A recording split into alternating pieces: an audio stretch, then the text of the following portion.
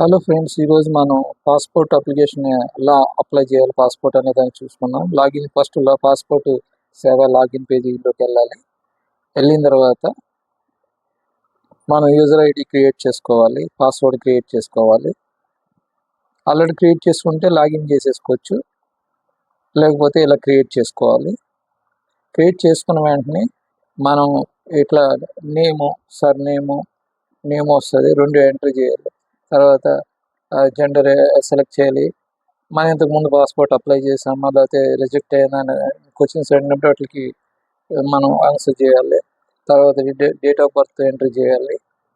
తర్వాత వచ్చి మనం సిటిజన్ ఆఫ్ ఇండియానా లేదా అనేది అడుగుతుంది, దానికి మనం ఆన్సర్ చేయాలి. తర్వాత వచ్చి స్టేటు,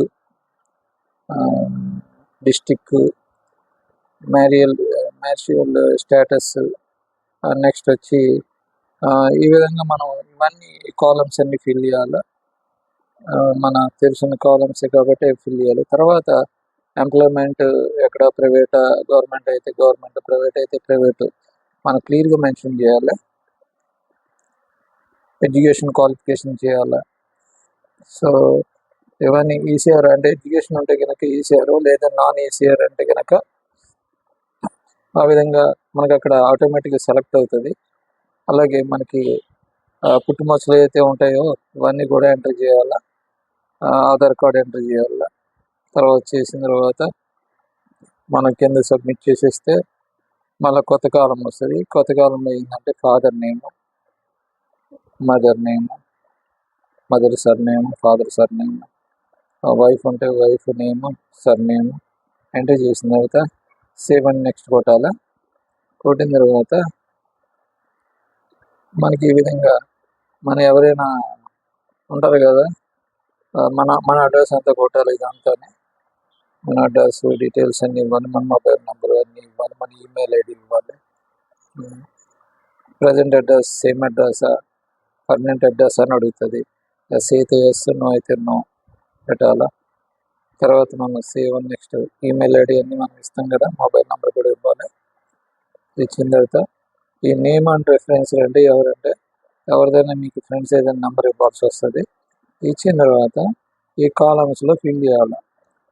మనం ఎప్పుడు ఇంతకుముందు పాస్పోర్ట్ అప్లై చేయలేదు కాబట్టి ఫ్రెష్ కాబట్టి ఇవన్నీ ఆ డీటెయిల్స్ మనం టిక్ పెట్టిన విధంగా టిక్ పెట్టండి.